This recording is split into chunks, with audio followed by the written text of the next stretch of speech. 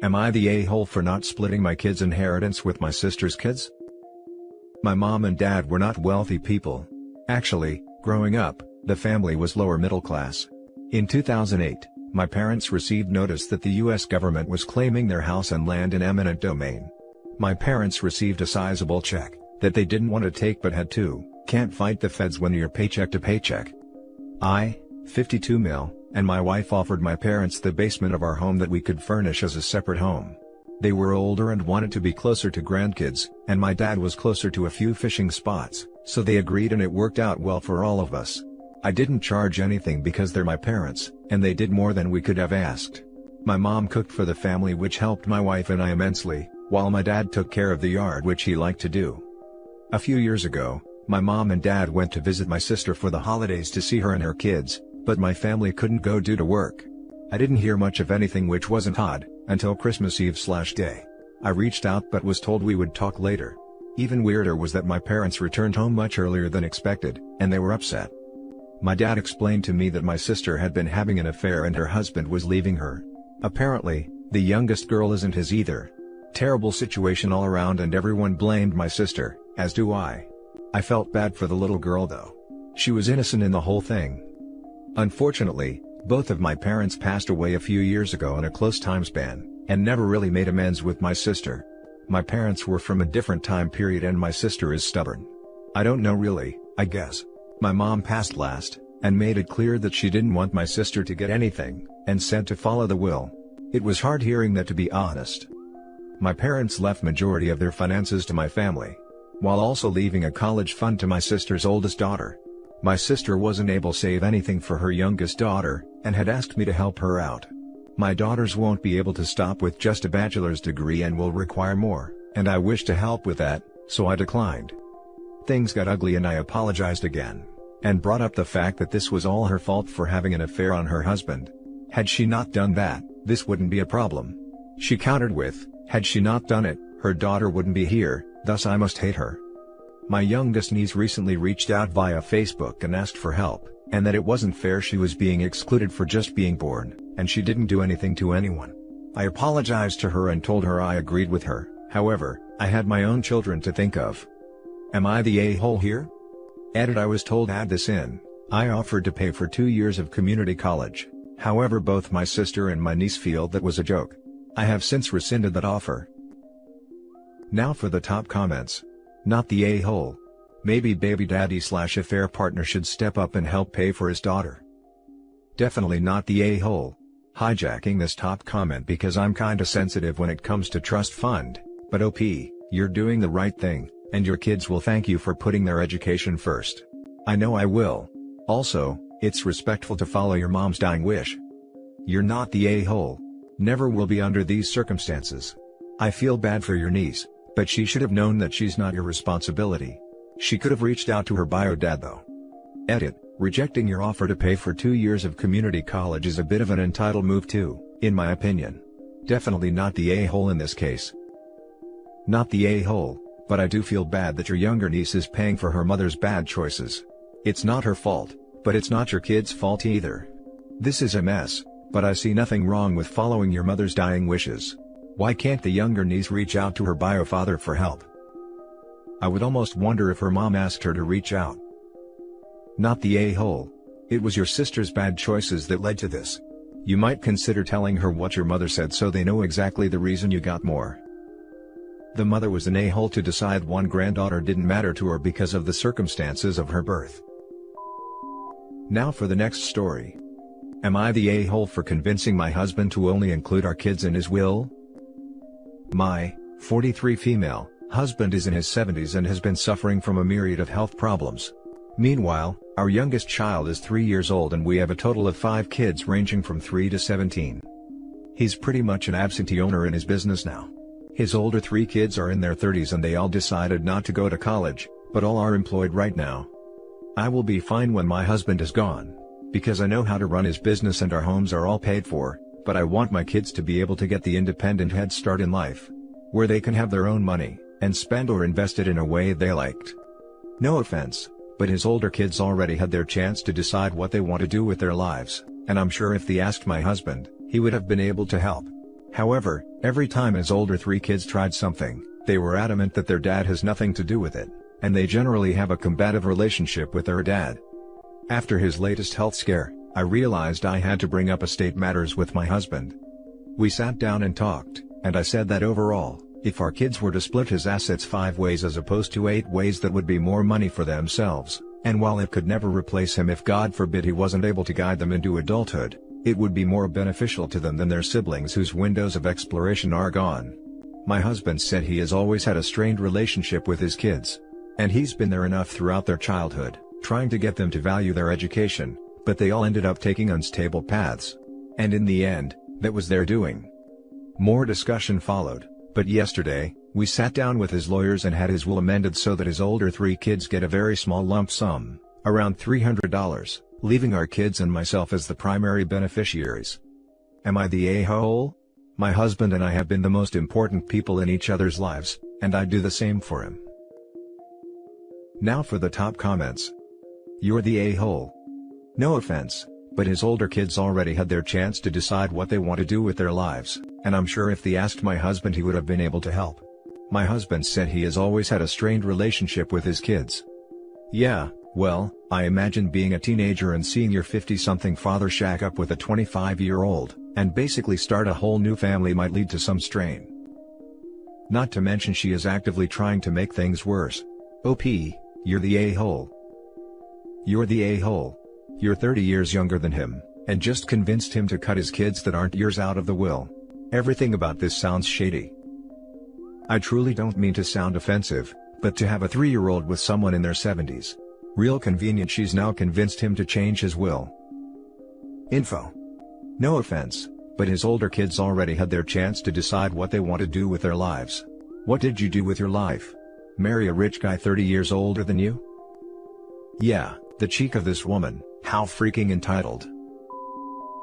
The next story is titled, Am I the a-hole for telling my cousin what our family were saying about his wife, and causing him to cut everyone off financially? My uncle had a kid from an affair who he abandoned to the system. My grandmother found out when he was 12 and took him in. This was a huge scandal in not only our family, but also our social circle, because everyone is all about appearances and protecting the family legacy. If I'm being honest, my family weren't very nice about my cousin.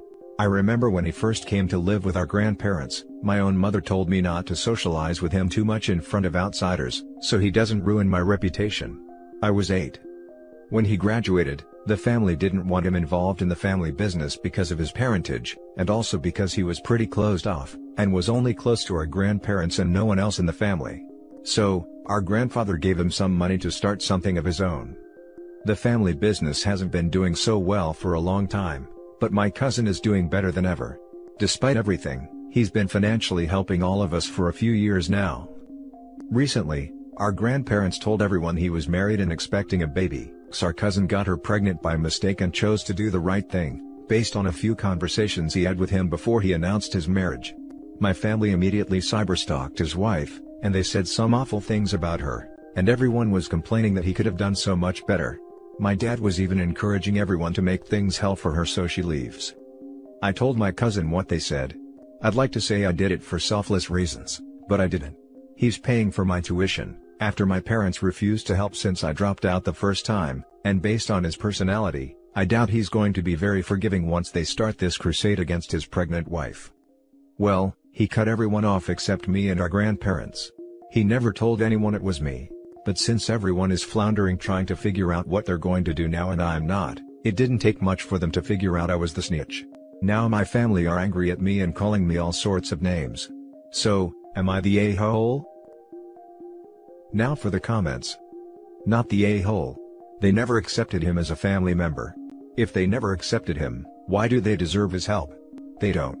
They were mooching off him and only wanted his money, they didn't care about treating him like family. You were right to let him know exactly how they felt about him and his pregnant wife. You seem to actually care and accept him as family, so it's not selfish to let him know. He may be helping you with college, but you care and treat him well. You have accepted him as family, good job. Not the a-hole. The biggest and best indicator that you're not the a-hole is precisely because what you said below. Now my family are angry at me and calling me all sorts of names. Your family is messed up, so what they say is wrong. is most certainly what's right and decent.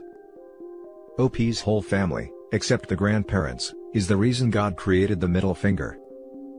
Not the a-hole. Stick with the grandparents who've proven they'll stand by their grandchildren, like they did with your cousin. And your cousin, who has done things out of the kindness of his heart, when these people have been nothing but awful. Get the hell out of your parents' sphere of influence as soon as you can. Now for the last story. Am I the a-hole for calling the police on my daughter's fiancé? I'm a single dad of 2 girls.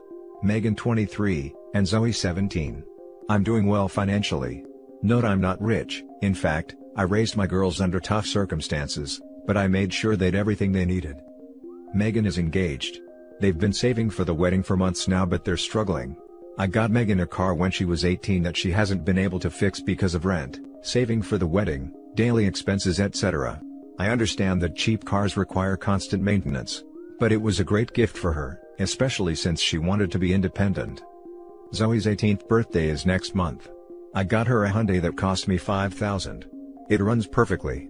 This is the first car Zoe owns. She has no experience in driving, so I wanted to get a car with less issues.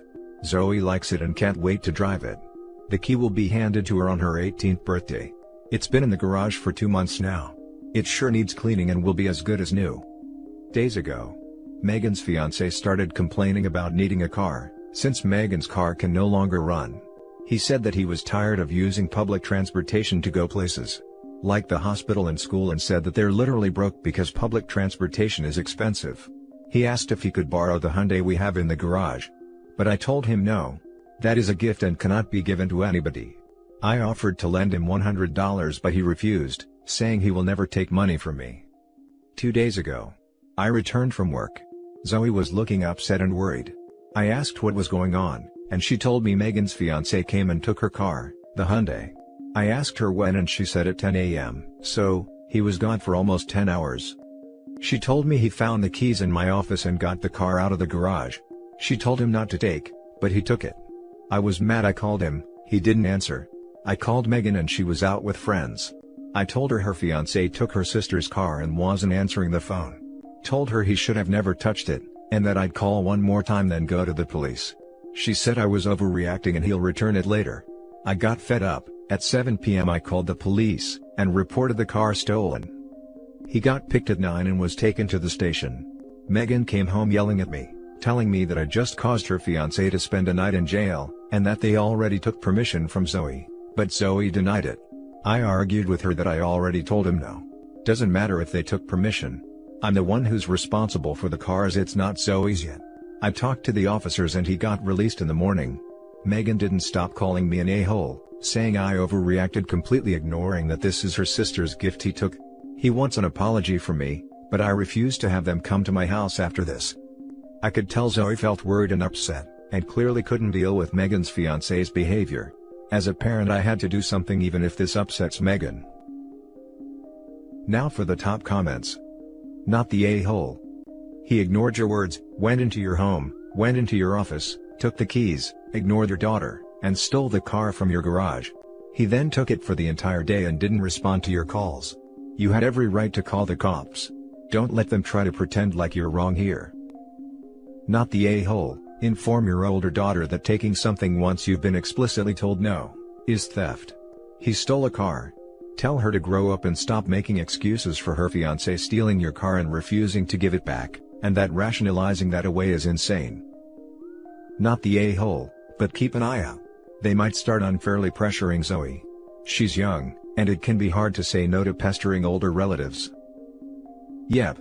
Sounds like OP keeping the car keys with him at all times is the short-term solution, and making sure the youngest has the agency and ability to say no if they try to pressure her later on, would help. Not the a-hole. It is your property until you hand it to your daughter, and then it is still technically partially yours. If you're denied it, he had no right to take the vehicle. It sucks to be an adult sometimes and learn consequences to actions. I think you did the right thing and took justified action. You even told your daughter what you would do if you couldn't get a hold of him. She was trying to call you on your bluff, when you weren't bluffing. Not the a-hole. He stole your car. I'm also wondering if it's even insured yet. What would have happened if he had a wreck? Again, not the a-hole. And that's it for this video guys. If you have thoughts to share, leave a comment below. Don't forget to hit like and subscribe if you like this content. I'll catch you in the